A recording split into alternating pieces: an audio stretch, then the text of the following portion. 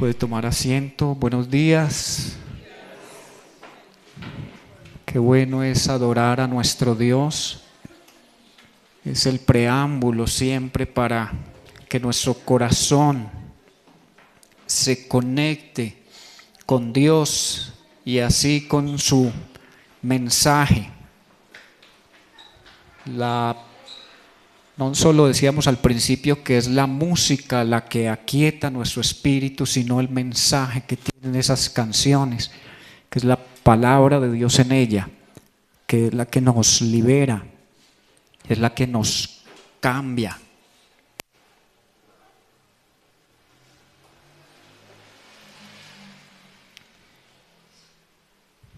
Bienvenidos a todos al redil. Esperamos que esa figura de lo que es un redil, que es el lugar donde las ovejas del Señor llegan a descansar, llegan a ser pastoreadas, cuidadas, sanadas, restauradas, eso usted lo experimente en este lugar. Solo a través de lo que Dios hace, por medio de la predicación de su palabra y en los grupos que tenemos en semana, sino también a través de quienes servimos aquí en la iglesia. El domingo usted pueda sentir el amor de Dios, un abrazo. Siempre he dicho, ¿cuántas veces llega uno a la iglesia con deseos de un abrazo? Pero si usted es mujer, que la abrace una mujer, o que la abrace su esposo. Si usted es hombre, que lo abrace su esposa o lo abrace otro hombre, pero que podamos sentir que realmente estamos en un lugar acogedor, en un lugar donde nos sentimos seguros, bienvenidos. No porque sea este lugar que tenga algo especial, sino la presencia de Dios aquí, que hace que estos momentos sean especiales. Que usted pueda decir, yo salgo de la iglesia siendo diferente. Llegué con mucho enojo, llegué con mucho desánimo, llegué con mucho sentimiento de culpa, pero salí diferente, salí libre, salí restaurado. No solo la alabanza, sino la palabra de Dios y también el compartir con otros hermanos. Hoy tendremos ágape. Si usted puede quedarse, sería genial poder compartir un tiempo, hablar cómo está, cómo va, cómo podemos también orar por su necesidad. Hoy tenemos con nosotros a un predicador invitado, ya conocido, como de la casa dicen por ahí, nuestro hermano y pastor José Alfonso.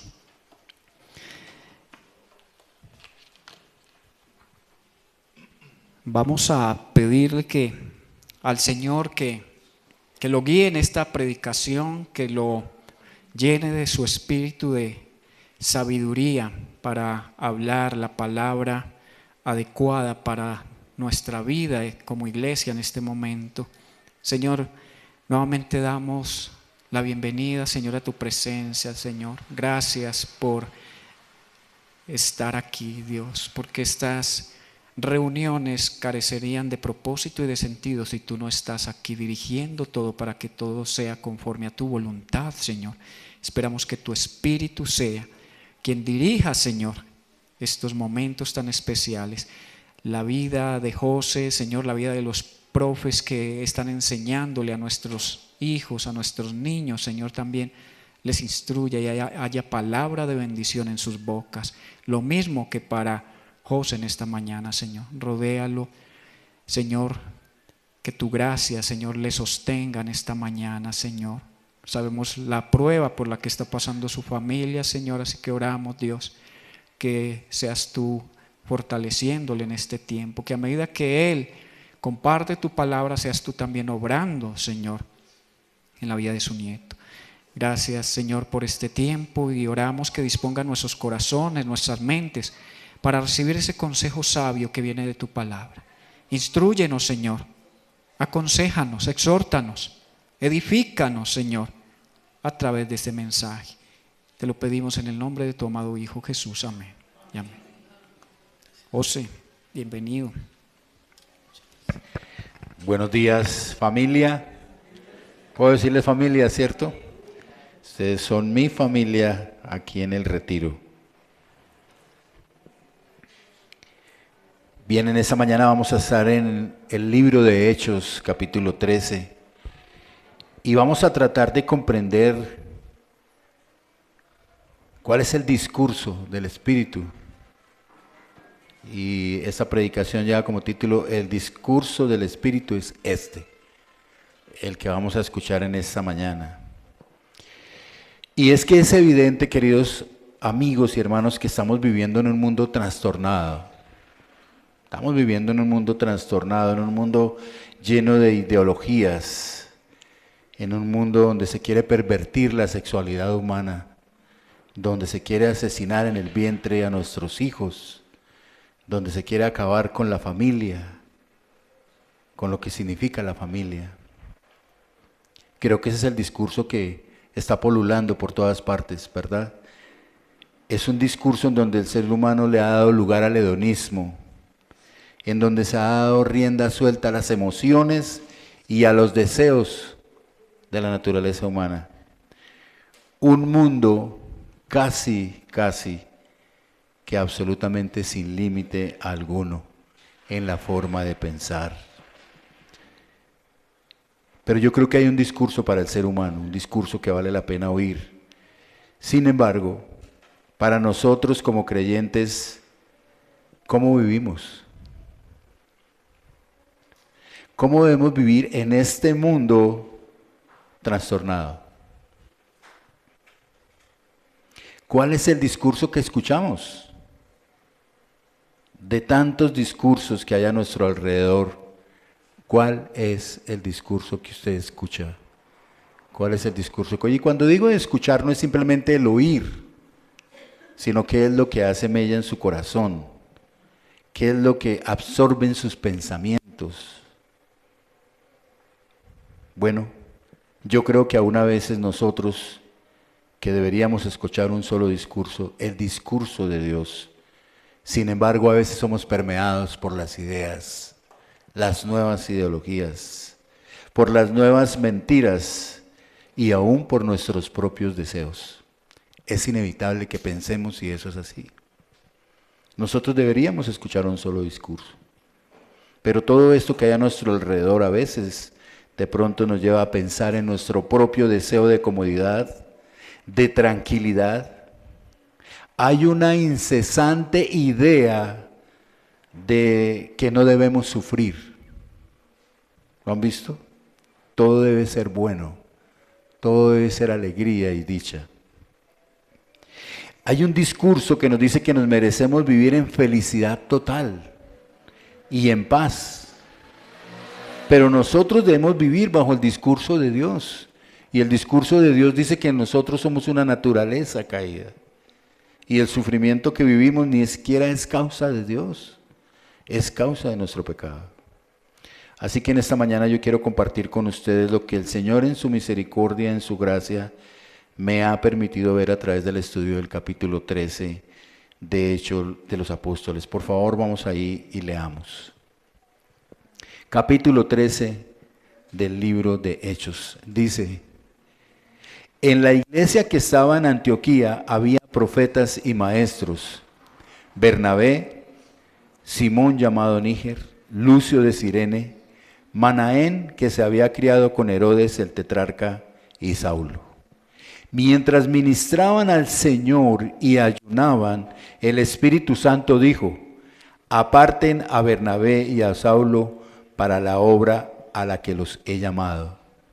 Entonces, después de ayunar, orar y haber impuesto las manos sobre ellos, los enviaron. Ellos, pues, enviados por el Espíritu Santo, descendieron a Seleucia y de allí se embarcaron para Chipre. Al llegar a Salamina, proclamaban la palabra de Dios en las sinagogas de los judíos y tenían también a Juan de ayudante. Después de haber recorrido toda la isla hasta Pafos, encontraron a cierto mago, un falso profeta judío llamado Barjesús, que estaba con el procónsul Sergio Paulo, hombre inteligente. Este hizo venir a Bernabé y a Saulo y deseaba oír la palabra de Dios. Pero Elimas, el mago, pues así se traduce su nombre, se les oponía tratando de desviar de la fe al procónsul. Entonces Saulo, llamado también Pablo, lleno del Espíritu Santo, fijando la mirada en él, le dijo: tú, hijo del diablo, que estás lleno de todo engaño y fraude, enemigo de toda justicia, ¿no cesarás de torcer los caminos rectos del Señor?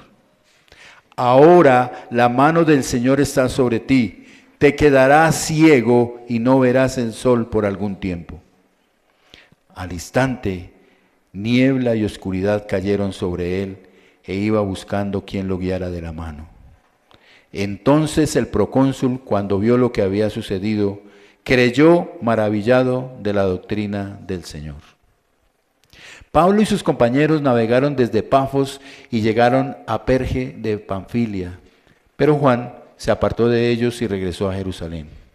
Ellos, saliendo de Perge, llegaron a Antioquía de Pisidia, y en el día de reposo entraron en la sinagoga y se sentaron. Después de la lectura de la ley y los profetas, los oficiales de la sinagoga les mandaron a decir: hermanos, si tienen alguna palabra de exhortación para el pueblo, hablen. Pablo se levantó y haciendo señal con la mano dijo: hombres de Israel y los que temen a Dios, escuchen. El Dios de este pueblo de Israel escogió a nuestros padres y engrandeció al pueblo durante su estancia en la tierra de Egipto y con brazo fuerte los sacó de ella. Por un periodo como de 40 años los soportó en el desierto. Después de destruir 7 naciones en la tierra de Canaán, repartió sus tierras en herencia. Todo esto duró como 450 años. Después de esto, Dios les dio jueces hasta el profeta Samuel. Entonces ellos pidieron un rey y Dios les dio a Saúl, hijo de Cis, varón de la tribu de Benjamín, durante 40 años. Cuando lo quitó, les levantó por rey a David, del cual Dios también testificó y dijo: he hallado a David, hijo de Isaí, un hombre conforme a mi corazón, que hará toda mi voluntad. De la descendencia de éste, conforme a la promesa, Dios ha dado a Israel un Salvador, Jesús. Después de que Juan predicó antes de su venida un bautismo de arrepentimiento a todo el pueblo de Israel. Cuando Juan estaba a punto de terminar su carrera decía: ¿quién piensan ustedes que soy yo? Yo no soy el Cristo, pero miren, viene tras mí uno de quien yo no soy digno de desatar las sandalias de sus pies. Hermanos, hijos del linaje de Abraham, y los que entre ustedes temen a Dios, a nosotros nos es enviada la palabra de esta salvación. Pues los que habitan en Jerusalén y sus gobernantes, sin reconocer a Jesús, ni las palabras de los profetas que se leen todos los días de reposo, cumplieron estas escrituras cuando lo condenaron. Aunque no hallaron causa para dar muerte a Jesús, pidieron a Pilato que lo mandara a matar. Cuando habían cumplido todo lo que estaba escrito acerca de él, lo bajaron de la cruz y lo pusieron en un sepulcro. Pero Dios lo levantó de entre los muertos y por muchos días se apareció a los que habían subido con él de Galilea a Jerusalén, los cuales ahora son sus testigos ante el pueblo. Nosotros les anunciamos las buenas nuevas de que la promesa hecha a los padres, Dios la ha cumplido a nuestros hijos al resucitar a Jesús, como también está escrito en el Salmo 2: Hijo mío eres tú, yo te he engendrado hoy. Y en cuanto a que lo resucitó de entre los muertos para nunca más volver a corrupción, Dios ha hablado de esta manera: les daré las misericordias santas y fieles prometidas a David. Por tanto, también dice en otro salmo: no permitirás que tu santo vea corrupción. Porque David, después de haber servido el propósito de Dios en su propia generación, durmió y fue sepultado con sus padres y vio corrupción. Pero aquel a quien Dios resucitó no vio corrupción. Por tanto, hermanos, sepan que por medio de él les es anunciado el perdón de los pecados, y que de todas las cosas que no pudieron ser justificados por la ley de Moisés, por medio de él, todo aquel que cree es justificado.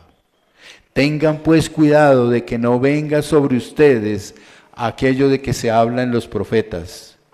Miren, burladores, maravíllense y perezcan, porque yo hago una obra en sus días, una obra que ustedes nunca creerían, aunque alguien se la describiera. Al salir Pablo y Bernabé, la gente les rogaba que el siguiente día de reposo les hablaran de estas cosas. Terminada la reunión de la sinagoga, muchos de los judíos y de los prosélitos temerosos de Dios siguieron a Pablo y a Bernabé, quienes hablándoles les instaban a perseverar en la gracia de Dios.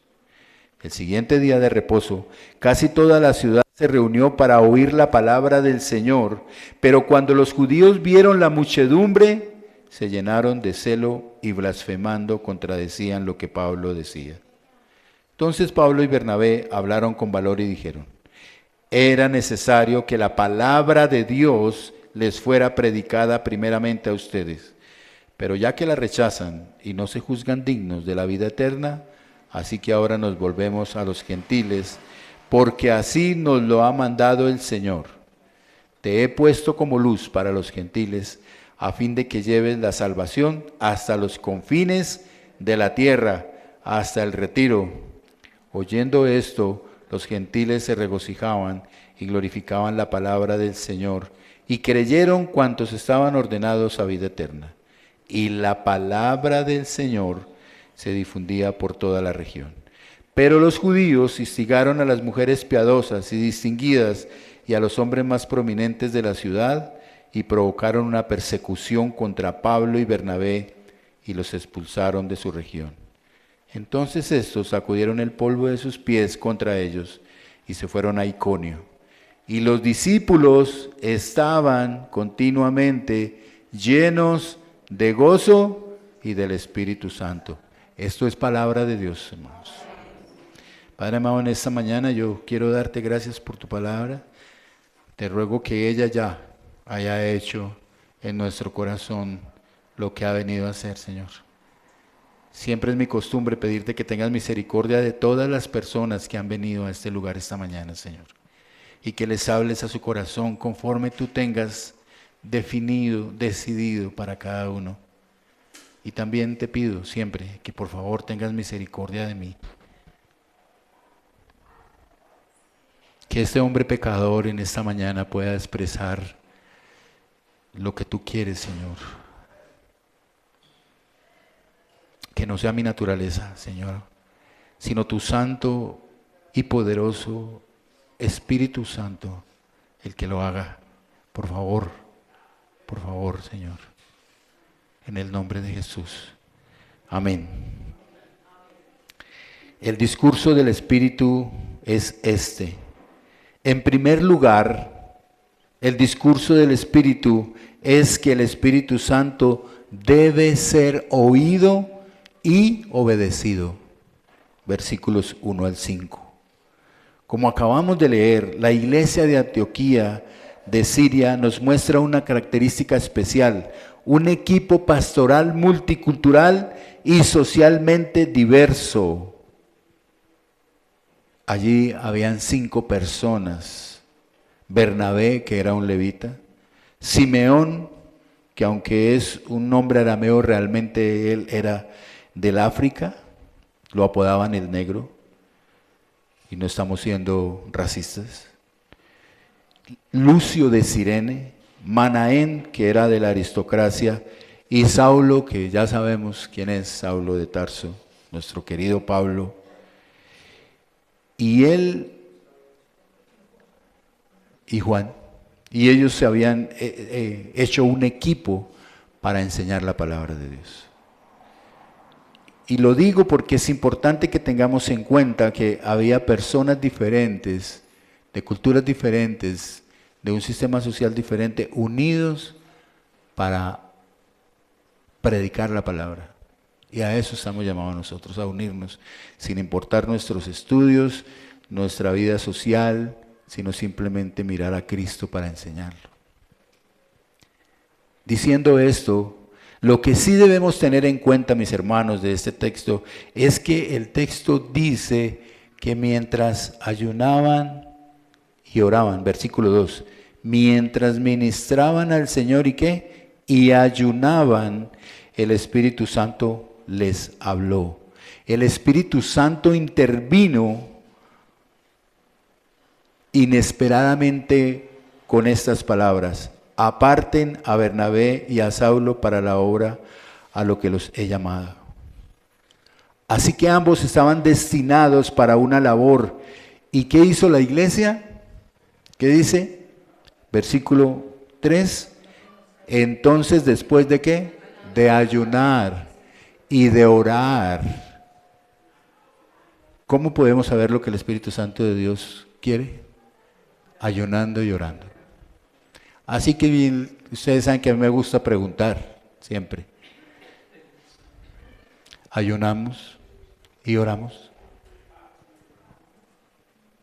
¿Tú quieres saber cuál es la voluntad de Dios? ¿Tú quieres hacer lo que el Espíritu Santo de Dios dice, pero no oras? ¿No lees la palabra? ¿No ayunas? No pretendas saber lo que el Espíritu de Dios quiere para tu vida.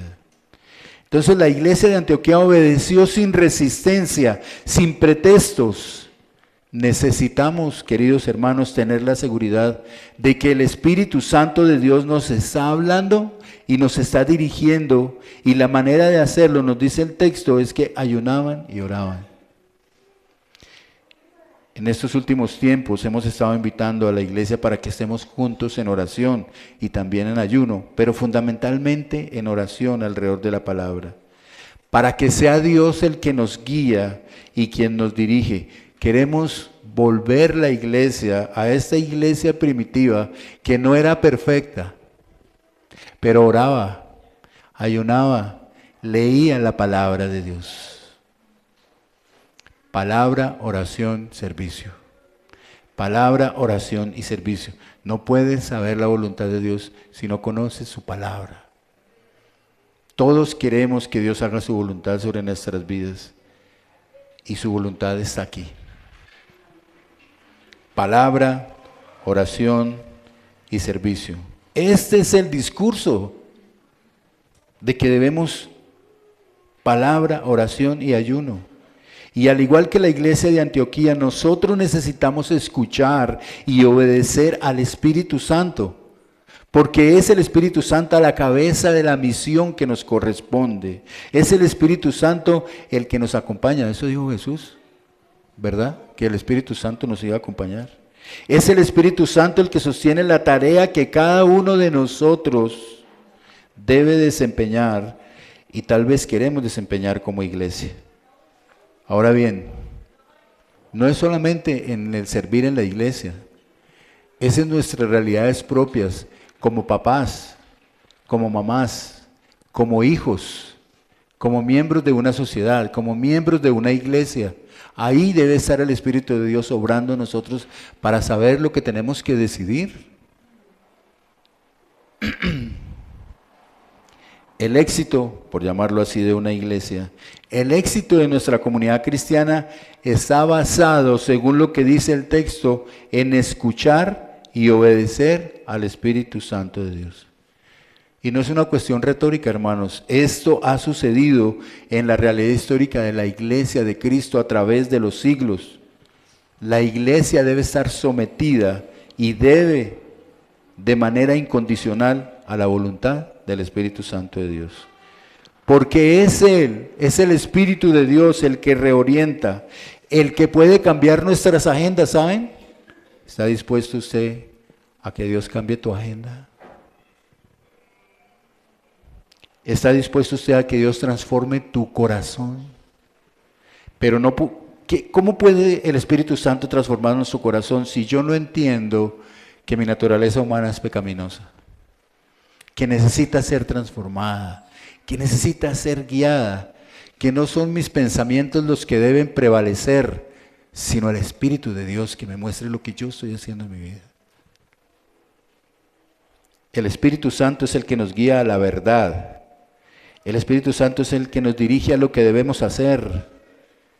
Queridos hermanos y amigos que nos visitan en esta mañana, necesitamos escuchar la voz del Espíritu de Dios. Necesitamos obedecer su voluntad.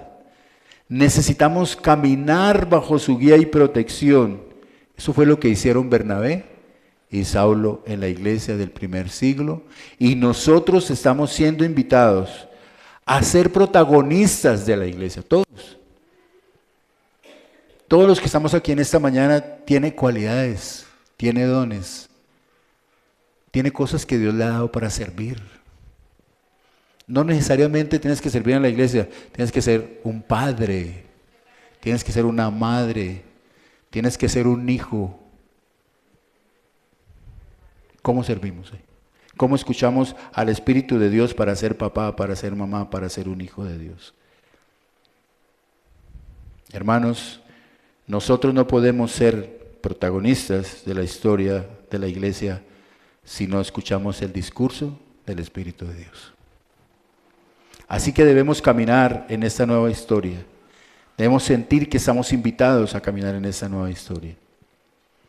Ahora, la característica primordial que nos muestra el texto es que el Espíritu Santo de Dios obraba en la medida del ayuno y la oración.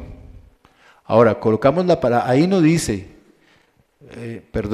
sí dice, que cada 8 días se leía la palabra. Ahora no esperemos a leerla cada 8 días, leámosla todos los días. ¿Cierto? Palabra, oración, ayuno para escuchar el Espíritu. Por eso es bueno meditar en nuestro corazón en cuanto leemos la Escritura. ¿Cuánto ayunamos? ¿Cuánto oramos para escuchar el Espíritu Santo de Dios?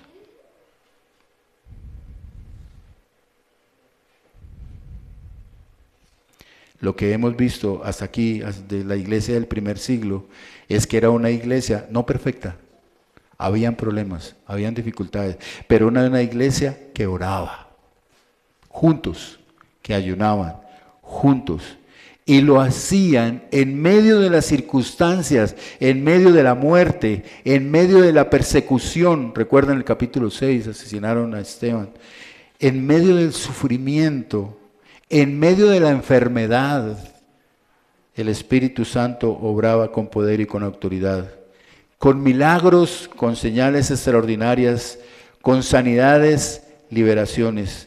Y dice que la iglesia crecía y estaba llena del Espíritu. ¿Cree usted que su iglesia está llena del Espíritu? No los veo muy convencidos. ¿No ha hecho Dios milagros? ¿No ha obrado cada día en sus vidas? ¿No los ha guardado? ¿No los ha provisto? ¿No los ha llenado?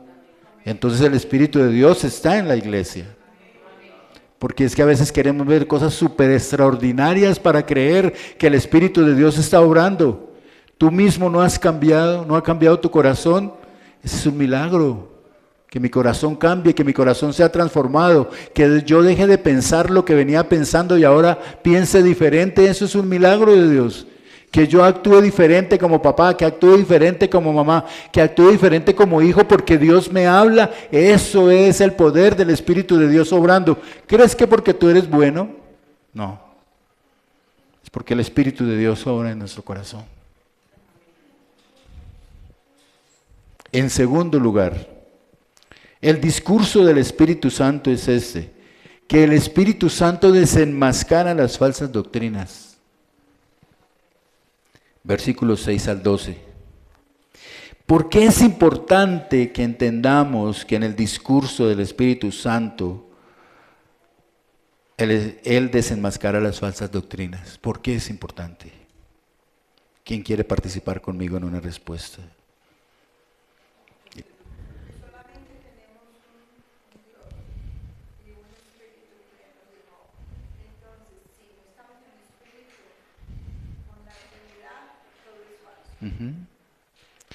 No puede haber un diferente discurso entre nosotros. de lo que Dios quiere.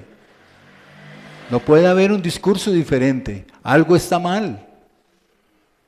Y vemos aquí en el texto que cuando ellos continuaron su viaje se encontraron con un hechicero, con un falso profeta judío, dice el texto, llamado como Bar Jesús.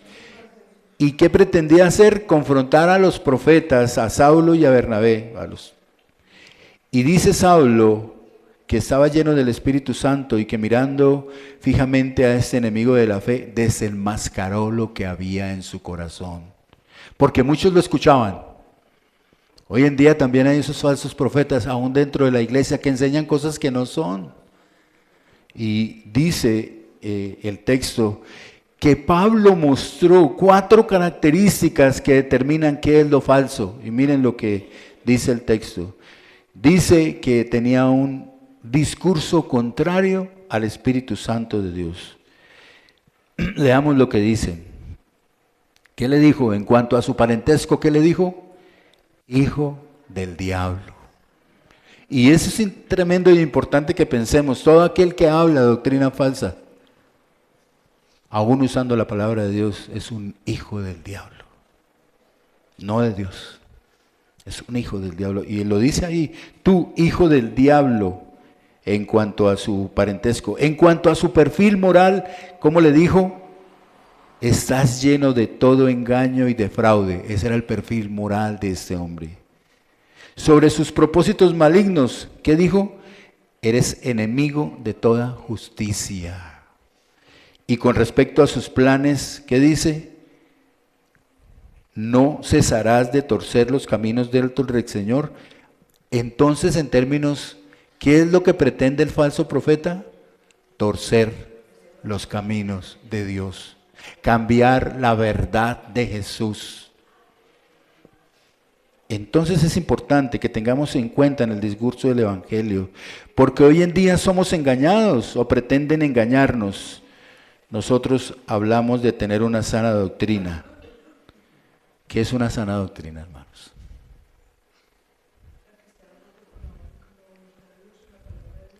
La que está de acuerdo con la voluntad y la palabra de Dios. Pero hay muchos que utilizan la palabra y dicen que son de sana doctrina. Ajá. Entonces, la palabra es importante, por eso hablé palabra, oración y ayuno.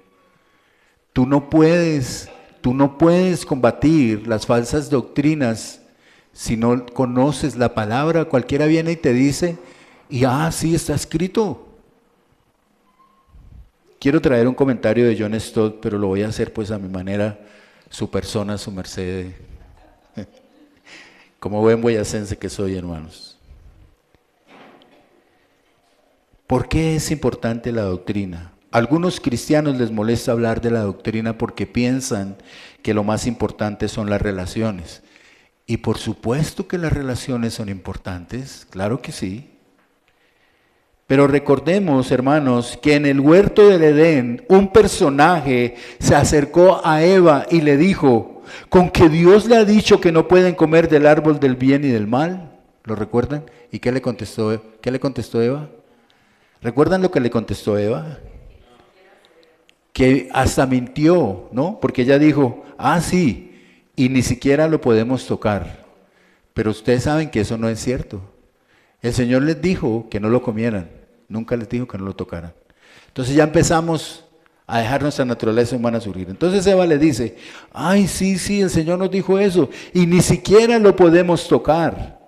Entonces aquel personaje le dice, no es cierto, no morirán, sino que serán como ¿qué? Como dioses. ¿Y no es lo que queremos ser hoy? Dioses. Eso nos sigue desde entonces hasta el día de hoy. Entonces, ya todos sabemos lo que sucedió en el huerto. El punto es, hermanos, que la caída de la humanidad tiene que ver con elementos teológicos y doctrinales. Porque, ¿quién dice la verdad? ¿Dios o la serpiente? ¿Quién dice la verdad? ¿Dios o Satanás? Y si Dios es el que dice la verdad, entonces la doctrina sí es importante. Entonces la doctrina sí vale, hermanos. Por supuesto que lo es. Pero nosotros miramos que muchos reclaman estar predicando y enseñando una sana doctrina. Y cuando lo vemos los hechos de los apóstoles desde el capítulo 1 hasta el capítulo 13 donde vemos que había muchos que entonces tampoco predicaban una sana doctrina ni enseñaban algo bueno. Algunos han dicho, como les dije ahora, que predican un no al dolor, un no al sufrimiento. ¿Han escuchado iglesias en donde se habla de que no podemos sufrir? Pero lo que hemos visto aquí es que en esos capítulos había sufrimiento, había dolor, había muerte, pero había una cosa más maravillosa. Dios estaba ahí con ellos. Dios los estaba acompañando. Dios les enseña. Su presencia estaba en esas situaciones. Esta predicación primero la hice el 15, el 16 de marzo en el Redil del Oriente. De abril. Y el 14 de abril operaron a mi nieto de un tumor maligno en el cerebro. Así que los pastores de la iglesia me llamaron para decirme, yo ya había hablado con Dios y ya había hecho la predicación. Pero ellos me llaman a mí para decirme que si necesitaba ayuda porque estaba pensando en lo que estaba pasando con mi nieto. Hacía apenas unos días nos habían dicho que él tenía un tumor maligno en su cerebro. Y todas las cosas que se le pueden venir a uno a la cabeza, y todo el querer aceptar la voluntad de Dios sobre él, es una lucha, hermanos. Pero oré al Señor y leí la palabra, y su palabra fue consuelo, y su palabra fue, yo te acompaño en el sufrimiento, yo te acompaño en el dolor. Mi respuesta para ellos fue, si mi Padre trabaja, yo también trabajo. Y claro que mi Padre trabajó. Y mi Padre trabajó porque mi nieto está vivo aún. Y está bien. Y está progresando en lo que le ha pasado. Mi Padre trabaja, yo trabajo. Así que pude ir ese día a predicar al Señor. Entonces yo veo que cuando vivimos en el Evangelio hay sufrimiento, hay dolor, pero tenemos que seguir adelante y confiar en lo que Él hará. Hay otros que predican de la prosperidad como un símbolo de la vida espiritual real. Entonces, si tú estás próspero económicamente, entonces estás bien. Pero eso no significa que tengas una vida espiritual correcta delante de Dios. Eso no significa eso. La prosperidad no es un significado de una correcta vida espiritual delante de Dios. Es más, lo que vemos en estos capítulos es que los que se convertían más bien dejaban sus propiedades, las vendían, las compartían para que el reino de Dios pudiera expandirse. También hoy nos enseñan que si hacemos pactos con Dios a través del dinero, pues que Él nos bendice. Entonces si yo le doy 10,000, Él me da 20. Bueno, Él me ha dado mucho más y yo no he hecho ningún pacto de dinero. He hecho un pacto con mi corazón. He hecho un pacto con mi alma, he hecho un pacto con mi ser de servirle. Sé que a veces le fallo, pero Él permanece fiel. Entonces, ¿es importante la doctrina? Por supuesto que lo es. Que ésta venga, como ustedes lo dijeron, desde la palabra. Que venga desde el texto bíblico que leemos, que lo estudiamos juntos, que nos preguntamos juntos para poder entender lo que dice.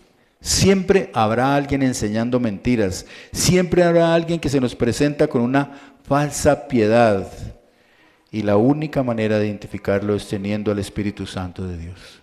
Aún yo les pido una cosa, esto que les estoy hablando, por favor, léalo en su casa, repase el capítulo 13 de Hechos en su casa y si hay algo que no está con lo que yo dije, por favor dígamelo. El Espíritu Santo nos muestra cómo enfrentar la mentira, porque es el Espíritu Santo el que nos llena para poder servir al Señor. Bernabé y Saulo se enfrentaron a este falso profeta porque habían recibido el poder del Espíritu Santo de Dios para hacer frente a la oposición del enemigo. Nosotros estamos llenos del Espíritu Santo también para hacer frente a esta ideología de género que está pululando en el mundo, que quiere destruir la familia, que quiere destruir la sexualidad, que quiere enseñarle a nuestros hijos la basura que enseñan ya en nuestras escuelas.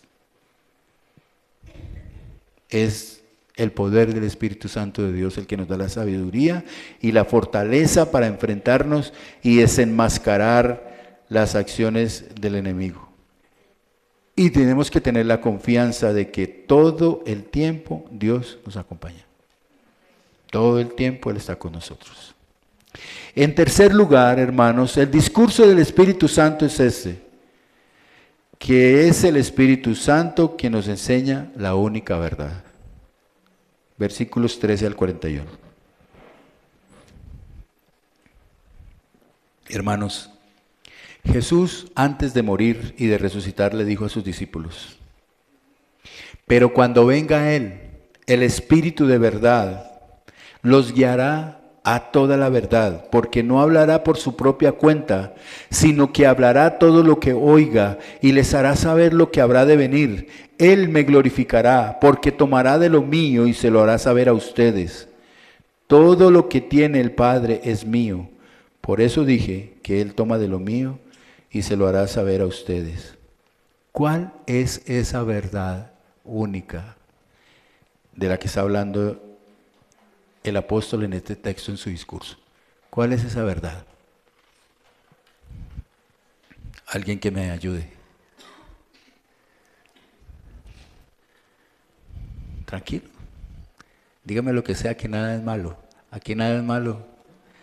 A menos que vaya en contra de la palabra. Señora. Sí, pero ¿cuál es esa palabra, esa verdad única que está hablando el apóstol en el texto? Que Jesús, sí, pero ¿qué dice ahí? Que Jesús murió y resucitó. Por favor, escuche esto, por favor. Yo sé que esto lo ha escuchado 1.000.000 de veces. Yo sé que usted ha escuchado esto 1.000.000 de veces, pero yo quiero que por favor se tome un momento, cierre sus ojos y escuche esto. Jesús murió y resucitó. Esa es la verdad. Esa es la verdad, y el apóstol Pablo está hablando en el texto. El apóstol Pablo comienza su discurso, miren en el versículo 16, hablando del Antiguo Testamento, igual que lo hizo el apóstol Pablo, igual que lo hizo Esteban. Ahora Pablo le recuerda a los escribas y los fariseos que lo escuchan, y a los judíos y a los prosélitos que estaban escuchando, y su mensaje habla con claridad de la promesa que Dios le había hecho al pueblo de Israel a través de David, lo acabamos de leer. Y habla de que esa promesa se cumple ¿en quién? En Jesús.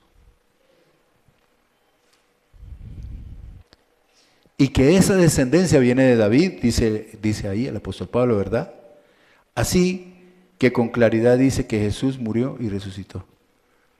Esa es una verdad absoluta y es una verdad única en medio de una sociedad como la que vivimos hoy. Y allí vemos que el apóstol Pablo utilizó como fundamento bíblico, ustedes vieron ahí, el Salmo 2, versículo 7, el Salmo 16, versículo 10, y así como Isaías, que son escrituras que los judíos conocían. Ellos sabían de esas escrituras, ellos sabían del Salmo 2, sabían del Salmo 16, sabían que en Isaías se hablaba de ese Jesús. Así que Pablo les está hablando algo que ellos no desconocen. Ahora lo que sucede es que estos hombres eran unos incrédulos, creían en la ley, pero no tenían su fe puesta en el autor de la ley. Creían en los profetas, pero no tenían fe en lo que ellos dijeron. Creían en la venida del Mesías, pero no tuvieron fe cuando lo vieron frente a frente. Porque era Dios hombre, porque era un hombre como ellos. No como ellos, mejor que ellos. Eso les daba rabia e ira y enojo. Ese Jesús que llamaban profeta ellos mismos, actuaba de verdad conforme a la ley. Ese de verdad cumplía la ley y eso les ofendía porque ellos defendían la ley. El apóstol Pablo habló de la crucifixión y de la resurrección de Jesús. Ese es el discurso. Que Jesús se hizo hombre como uno de nosotros, que Jesús no escatimó el hecho de que era igual a Dios como algo a que aferrarse, sino que se hizo siervo y aceptó la muerte y la muerte de cruz, y que lo hizo por ti. Ese es el discurso, que Jesús murió por ti, por tus pecados, pero también dice que resucitó. Esa es la gloriosa noticia. Sí, Jesús murió, pero también resucitó. Él no pudo quedarse en el sepulcro, dice el apóstol Pablo ahí. Él resucitó. Y ese es el fundamento de nuestra fe. Esa es la razón por la que nosotros estamos aquí en esta mañana, ¿o no? Por eso estamos aquí, porque creemos que Jesús murió y resucitó. Porque si Jesús no murió y no resucitó, entonces ¿para qué estamos acá? ¿Para qué madrugamos? Bueno, no es tanto madrugar a las 10 de la mañana, pero ¿para qué nos levantamos un domingo que nos podemos quedar viendo la vuelta al Criterium Dauphin de allá de Francia y tomarnos un café en la cama? Pero hay algo más importante que eso, y es que Jesús murió y resucitó, y por eso venimos a adorarle y venimos a escucharle. Hermanos, es sustancial, es importante entender que nuestra fe se basa en que el Hijo de Dios murió y resucitó. Eso lo cambia todo. Eso es lo que hay que decirle al joven joven hombre que dice que se siente mujer. Porque no se trata de sentires, sino de lo que somos, de lo que Dios ha hecho. Eso lo transforma todo.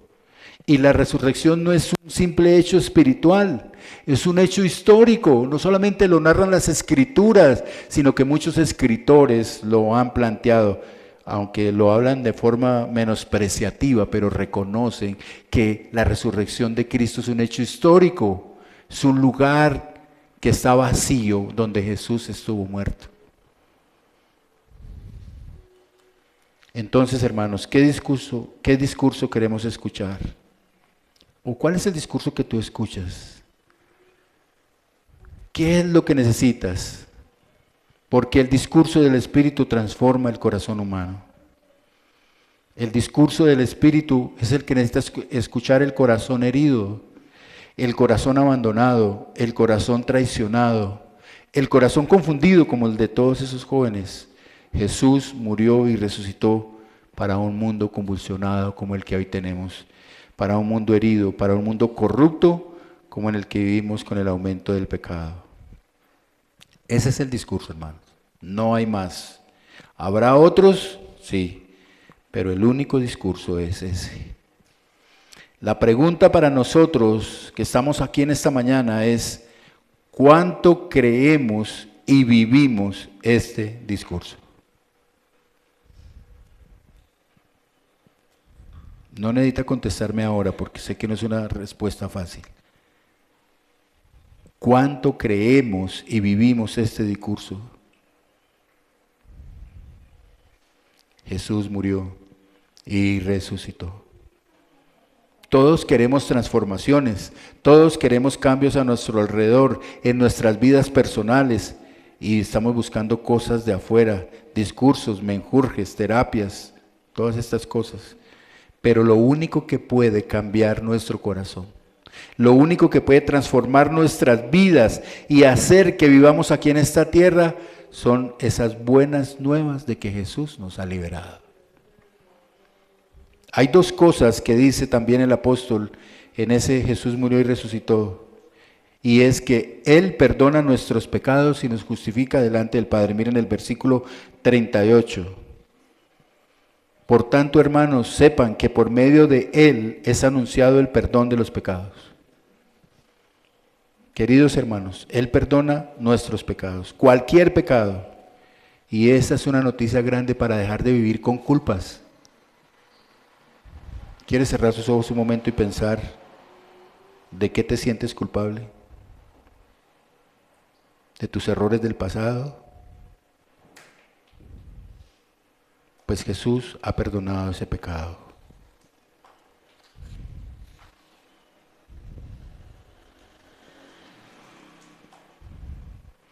¿Cómo fue que ocurrió eso del perdón de mis pecados? Que Jesús vino a la tierra y vivió una vida en santidad, hermanos. Durante 33 años como hombre, Jesús vivió una vida en santidad y luego fue a la cruz voluntariamente y colocó todos tus pecados allí. Jesús fue avergonzado por nuestros pecados y murió derramando su sangre. Pero como ya hemos visto, resucitó y eso nos libera de nuestros pecados. Ahora, si hay una cosa que tenemos que hacer, y es que necesitamos reconocer, necesitamos entender que lo hemos ofendido de verdad. Necesitamos entender que nosotros fuimos quien lo pusimos en esa cruz, porque Él es un hombre santo. Y hasta que el pecado no nos sepa amargo a nosotros, Cristo no nos puede ser tan dulce como Él quiere ser para nosotros. El pecado debe amargarnos el alma. Sí, lo debe hacer. Para que cuando pidamos perdón y aceptemos el perdón de Dios, entonces sea dulce eso. Permítame decirlo de otra manera, necesitamos sentirnos avergonzados, necesitamos sentirnos dolidos porque cuando pecamos ofendemos a Jesús. Y es verdad, ofendemos al otro, pero ofendemos a Jesús. Por eso ese sacrificio tan grande debe ser valorado en nuestras vidas. La otra cosa que dice el apóstol Pablo en el texto es que como no pudieron ser justificados por la ley de Moisés, por medio de él todo aquel que cree es justificado. ¿Y qué quiere decir eso? No hay obras nuestras, no hay sacrificios nuestros, no hay bondades nuestras que nos justifiquen delante de Dios.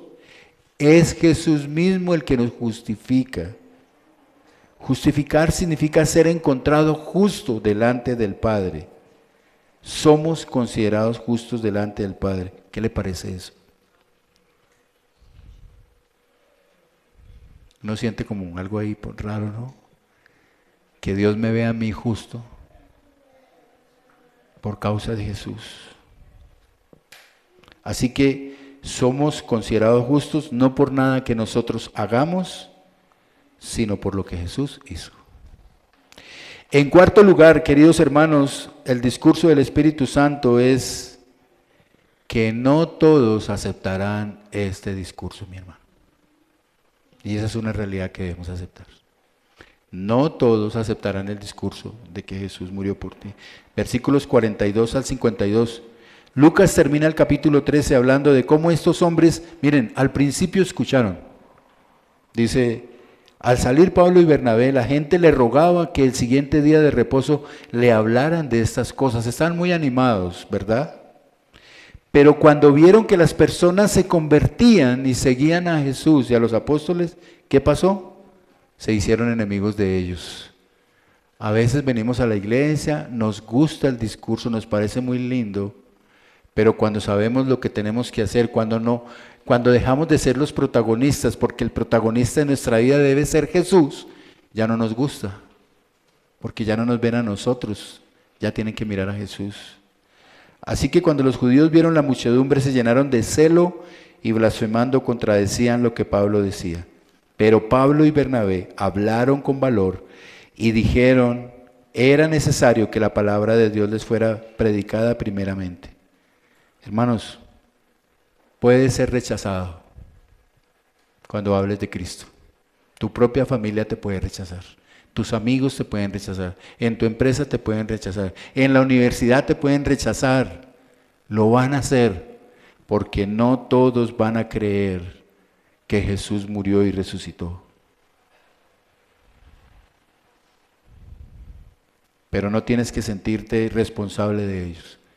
Si les has hablado, Dios hará lo que tiene que hacer con ellos. Hay gente que no acepta la palabra. Hay personas que no van a escuchar el discurso de Dios. Nuestro discurso, además, una cosa, nuestro discurso no debe ser solo palabras, sino deben ser hechos. Nosotros debemos creer y vivir lo que decimos. Y yo no soy el ejemplo perfecto, porque lucho con mis pecados, pero trato de creer y vivir a Cristo todos los días de mi vida. Así que habrá quienes no lo van a oír y que irremediablemente te van a atacar. Así pasó con Bernabé y con Saulo.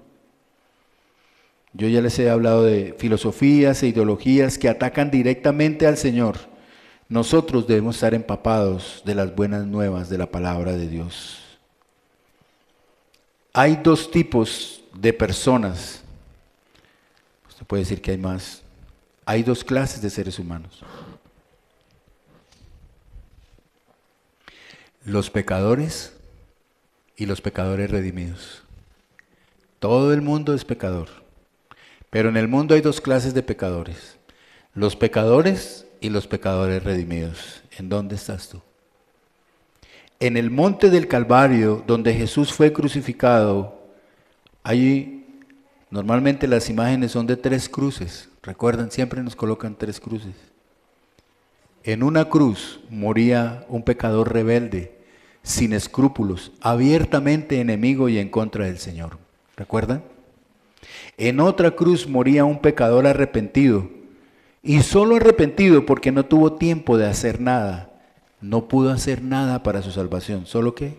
Solo creer en el que moría a su lado. Y la tercera cruz contenía a un hombre santo, sin mancha, que murió por nuestros pecados. Te dio la vida eterna, te justificó delante del Padre, te reconcilió con el Padre. El Padre te adoptó como un hijo a través de Él. Y si hay algo hermoso para nosotros los creyentes, es que somos hijos. Todos nosotros tenemos un papá. Aun si nuestro padre nos ha abandonado, aun si nuestro papá terrenal nos ha dejado, tenemos un papá. Y lo tenemos porque al morir Jesús y nosotros aceptarlo, nos adoptó como hijos. Quiero terminar con esto, hermanos. Que este es el discurso. No hay otro discurso que ustedes necesiten escuchar. No hay escapatoria para el ser humano. O es un pecador rebelde y condenado, o es un pecador redimido por Cristo. Este es el discurso. O estás con Jesús, o estás en su contra. Suena duro y difícil, pero esa es la realidad. No hablo de venir a la iglesia, aunque debes hacerlo. No hablo de servir de alguna forma, aunque es bueno que lo hagas. No hablo de que prediques o que enseñes, te animo a que lo hagas. No hablo solamente de que leas la palabra, aunque es absolutamente necesario hacerlo. No solamente hablo de que ayunes y ores, eso es fundamental para la vida cristiana. Estoy hablando de que creas y vivas a Cristo, hermanos. Estoy hablando de que escuches y obedezcas al Espíritu Santo de Dios que te acompaña. Estoy hablando de que el discurso del Espíritu Santo es el discurso de Dios. El discurso del Espíritu Santo es el discurso de Dios. Estoy hablando de que Cristo sea tu todo único y suficiente. Como dice el Salmo 23, el Señor es mi pastor, tengo todo lo que necesito. El Señor los bendiga, hermanos. Oremos. Padre amado, en esta mañana, gracias, Señor, por tu bendita palabra que has traído a nosotros. Por favor, haz que tu Santo Espíritu coloque esta palabra, fundamente esta palabra en nuestro corazón y en nuestra mente, Señor. No hay nada fuera de ti, Señor. El discurso del Espíritu Santo es el mismo discurso de Dios, que ha enviado a su Hijo, santo, santo, santo, a morir por mí, y que me ha liberado de mis culpas, me ha librado de mis pecados y que me justifica delante del Padre. Por favor, Señor, ayúdanos a creer y a vivir a Cristo cada día de nuestras vidas hasta que tú vengas, Señor. Danos la fortaleza, la sabiduría, el entendimiento y el discernimiento espiritual que necesitamos para vivir en este mundo convulsionado y corrupto, viviendo conforme a tu soberana voluntad, Señor. Que aunque haya sufrimiento, que aunque haya dolor, que aunque haya luchas, Señor, sepamos que tú eres un Dios fiel que siempre estará con nosotros, porque tú prometiste que estarías hasta el final. Padre amado, en tus manos estamos aquí en esta mañana, Señor. Tú conoces nuestro corazón, tú conoces nuestras luchas, tú conoces nuestro pecado. Si hay pecado, perdónanos, Señor. En lo que te estamos faltando, perdónanos, Señor. Quita la culpa de aquellas cosas que nos sentimos culpables aún, Señor. Que eso es lo que significa creer y vivir a Cristo, que Él ya hizo la obra completa, Señor. Padre, en tus manos encomendamos nuestra vida, nuestra familia, que se haga tu preciosa voluntad, que se haga lo que el Espíritu Santo dice. Amén y amén. Dios los bendiga, hermanos.